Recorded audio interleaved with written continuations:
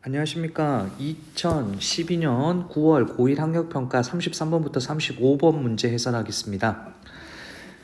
기초적인 경제 지문입니다. 그래서 쉬운 것부터 차근차근 이렇게 난이도를 높여가는 그런 공부 방법이 바람직한 공부 방법이며, 자, 2학년 3학년 학생들 가운데서 경제 지문이 난 어렵다 이런 학생들은 이런 지문을 찾아서 공부하는 것도 좋은 방법이라고 생각을 합니다. 자, 그래서 일반적인 경제 지문 이야기를 조금 할 거고요. 자, 그리고 또 하나는 국어 시험 문제인데 약간 수학적인 어떤 사고를 요구하는 그런 문제들이 있습니다. 35번 문제가 거기에 해당하는데, 이런 문제들의 접근에 대해서 좀 관심을 가지고 강의를 들어주셨으면 좋겠습니다. 자, 읽어가면서 말씀드리겠습니다.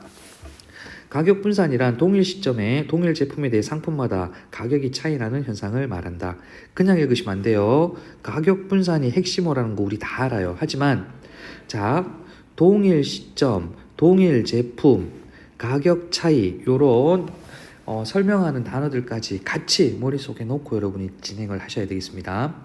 가격 분산이 존재하면 소비자는 특정 품질에 대해 비용을 더 많이 지불할 가능성이 있고, 그 결과 구매력이 저하되고 복지 수준이 낮아진다. 좀 빼먹었습니다. 또한 가격 분산이 존재할 때 가격은 품질에 대한 지표가 될 수 없으므로, 이 말은 뭐다?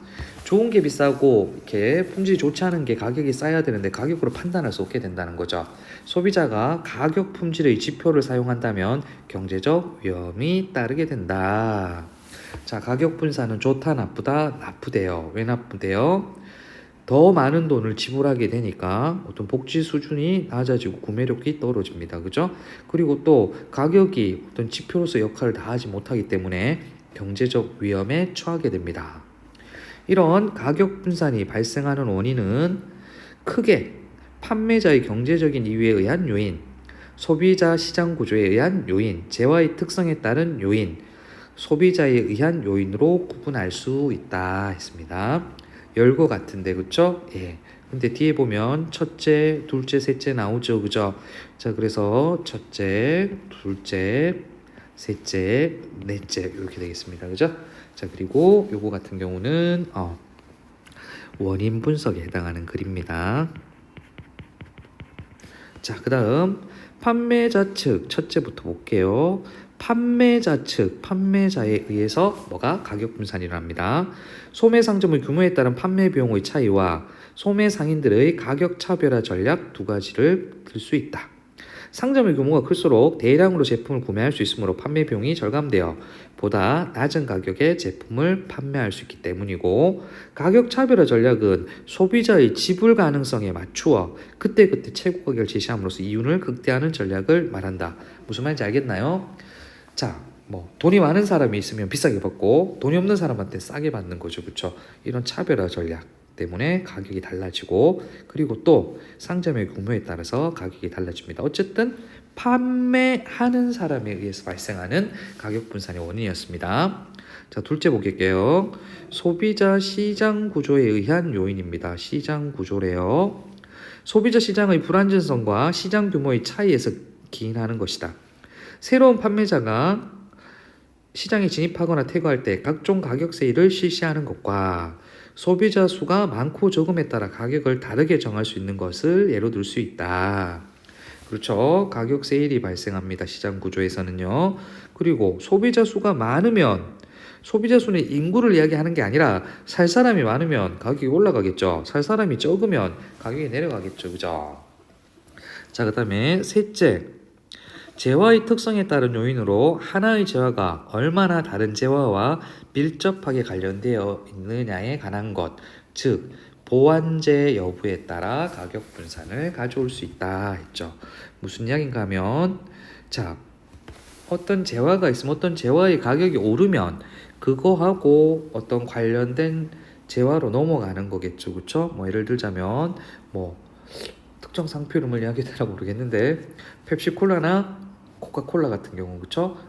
물론 대체제 관계지만 관계가 있죠, 그쵸? 하나의 재화가 얼마나 다른 재화와 밀접하게 관련되어 있느냐죠, 그쵸? 즉, 그 펩시콜라 가격이 오르면 코카콜라 사 먹겠죠? 아닐까요? 예입니다, 예. 좋습니다. 자, 그 다음에 네 번째, 소비자에 의한 요인. 네 번째는 소비자입니다. 가격과 품질에 따른 소비자의 그릇된 인지 잘못 인식하는 겁니다. 가격 분산 정도를 잘못 파악하거나 가격 분산을 가소평가하게 되면 무슨 얘기인가 하면 싼데 비싸다고 생각하고 비싼데 싸다고 생각하는 겁니다. 그리고 다른 데 가봤자 가격 차이가 별로 없겠지 이렇게 생각하는 겁니다. 정보 탐색을 적게 하고 이는 시장의 규율을 늦춤으로써 가격 분산을 지속시키는 데 기여하게 되는 것이다 했습니다. 자, 다양한 원인들을 이야기했는데 첫 번째는 판매자입니다. 판매자의 이유고, 두 번째는 시장 구조가 그렇다는 거고, 세 번째는 재화의 특성이 그렇다는 겁니다. 네 번째는 소비자가 탐색을 안 한답니다. 자, 결론적으로 소비자 시장에서 가격 분산이 발생하는 원인은 필연적이고 구조적인 것이다. 가격 분산은 피할 수 없네요.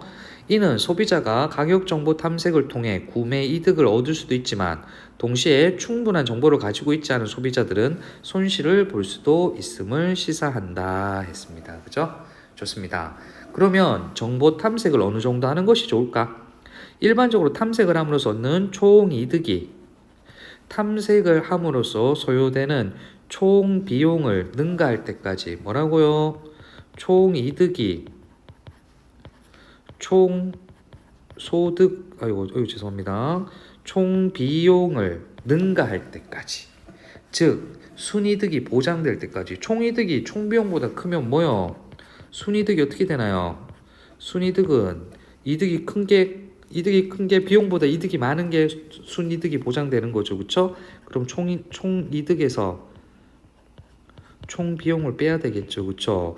자, 요런 어떤 수학적 사고로 한번 읽어주시면 좋을 것 같아요. 사실 35번 문제가 A와 관계된 문제인데 요것만 계산할 줄 알아도 여러분 풀 수는 있습니다. 그죠? 근데 이렇게 한번 바꿔보는 요런 사고 훈련들을 여러분이 자꾸 하셔야 되고, 이 문제가 그런 훈련에 도움이 될 거라고 생각을 합니다.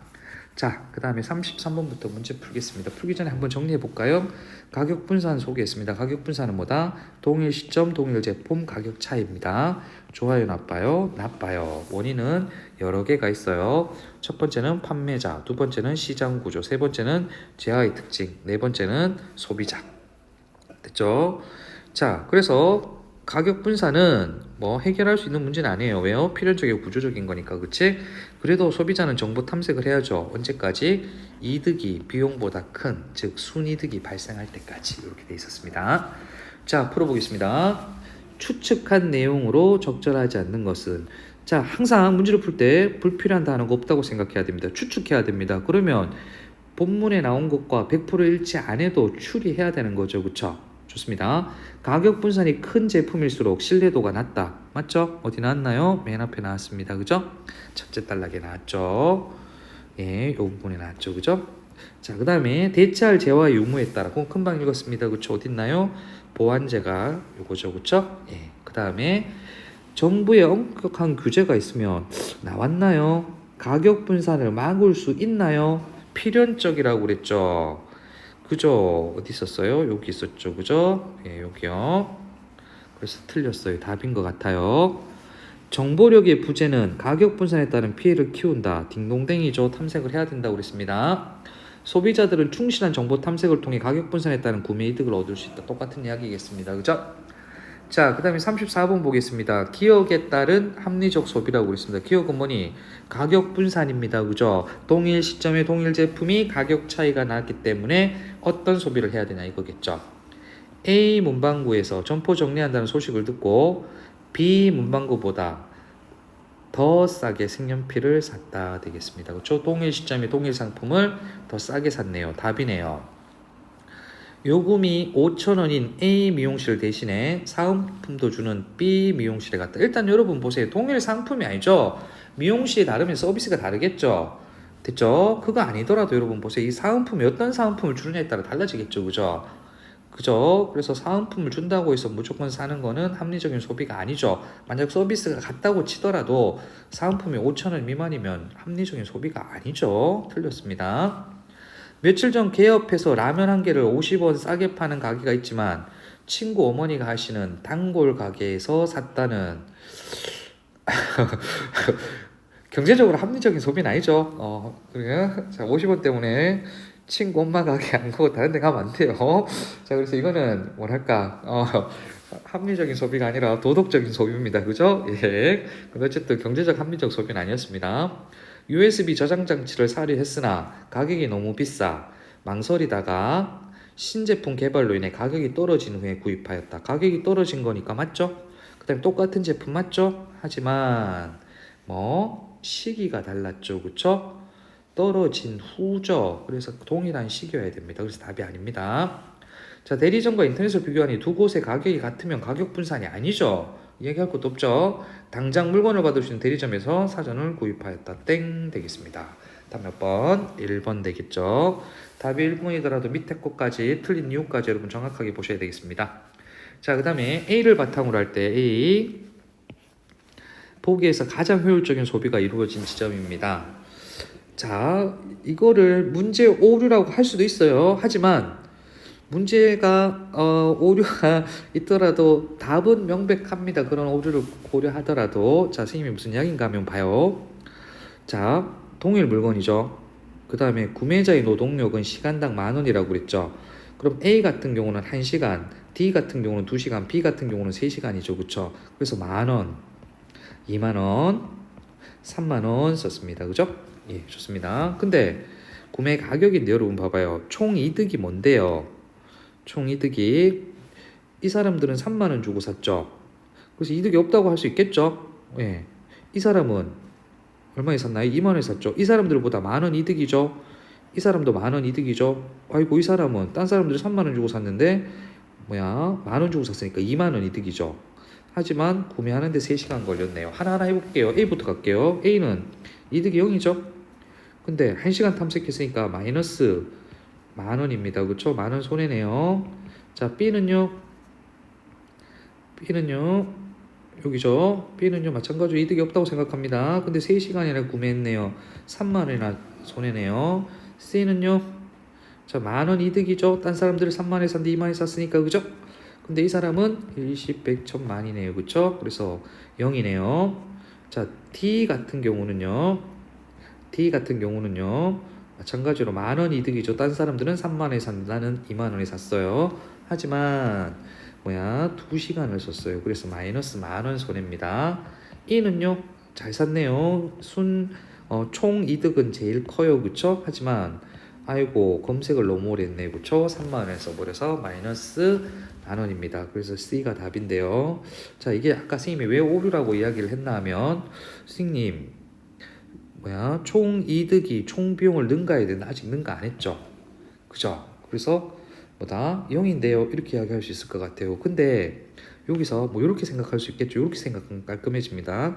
다 검색해서 원래 거보다 싸게 샀다. 이렇게 요 전제만 닮은 문제는 완벽해지는데 만약 그 전제가 없으면 가격 분산이 이렇게 일어났죠. 그렇죠? 그럼 이 사람들은 총 이득이 하나도 없는 게 돼버려서 문제가 될 수 있는 그런 문제지만 답은 찾을 수 있습니다. 그죠? 무슨 말 하는지 정확하게 알 수 있는 그런 문제였습니다. 답은 3번입니다. 크게 문제 될 만한 문제는 아니라고 생각을 합니다. 예, 그래서 공부하기 좋은 지문이라고 생각합니다. 예, 끝까지 들어주셔서 감사합니다.